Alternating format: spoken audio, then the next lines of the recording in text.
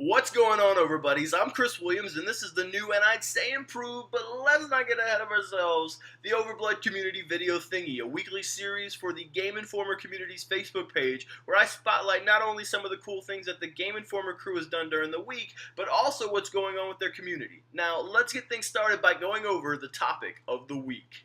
When I was a little boy, there were a few things I absolutely loved. Power Rangers, Captain Planet, Swamp Thing, Ninja Turtles, wrestling, and Mortal Kombat. I loved Mortal Kombat so much that I used to read front to back the original Mortal Kombat strategy guide, just so I could learn more about the characters. Yeah, it was that serious. Now, if you told 5-year-old Chris that 22 years later they would still be making Mortal Kombat games and that the 10th one would potentially be the best one ever, I'd probably start crying for McGruff the Crime Dog because a stranger was in my house talking about the future. Hashtag stranger danger. But with Mortal Kombat right around the corner, it got me thinking, is there a franchise from your childhood that you wish was still around today? And because I'm desperate for human interaction, don't forget that by answering the topic of the week, you're automatically entered into a drawing where one person is randomly chosen at the end of each month to win a $20 gaming gift card of their choice. Now, last week's topic, which had to do with indie games that at one point in your life, whether past, present, future, whatever, got you very excited for their release, and was the first topic for the April drawings. I got a lot of great responses, so thank you. I, of course, appreciate it.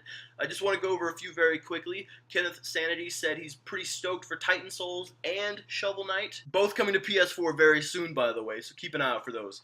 Awesome sauce. Lots of awesome sauce. And he also went on to name Broforce, Everyone's Gone to the Rapture, and No Man's Sky. Now, James said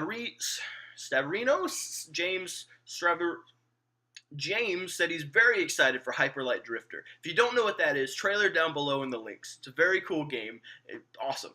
Zelda, future, giant monsters, this thing, really cool. Now, of course, out of everyone who participated last week, the person that's been randomly chosen to be entered into the finals for the drawing is Joseph Famultanos Wargo. Pretty sure that's how you have to say his name. It's what his mama told me. It's on his birth certificate. If you read his birth certificate, it literally is Joseph Famultanos Wargo.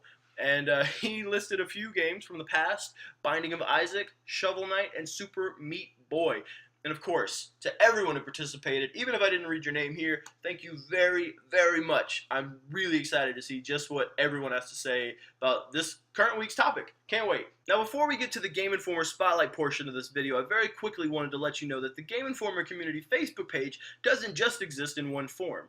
Actually, the community has several side groups that specialize in one thing or another. And every week from now until I'm dead, yes, there are that many side groups, I will be sending a quick shout out to one of these groups. This week's side group shout out is for Don Pedro's 18 and over Overblood Relationship Advice Host Club. It's a lot of letters, a lot of words, makes my mouth hurt. But it's a side group where the community members are able to go and discuss relationship stuff. One of the admins of the group is the magic man himself, Dan Tack. So it can't be all that bad. Links down below if you're interested in checking it out.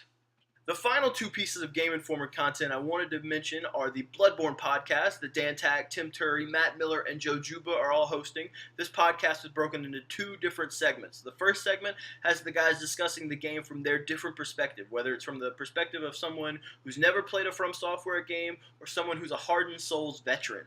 The second segment goes into more spoiler territory for the game, and like I said, it's broken into two different segments, so if you don't want to have anything spoiled for you, you can just listen to the first segment worry-free. You're good to go. Now, the final thing I wanted to mention today was this week's replay. That's right, folks. This past Saturday, the crew not only replayed Largo Winch Commando SAR, which I think might have to go into consideration for a potential super replay, but this episode also marked the first week for the Super Replay Showdown. There were upsets, there were beatdowns, and because Ben Hansen is running this thing, there were really weird games. Things I've never seen, things I've never heard of. If for some reason you missed it, please go check it out. I thought the crew did an amazing job, as always, of course, right?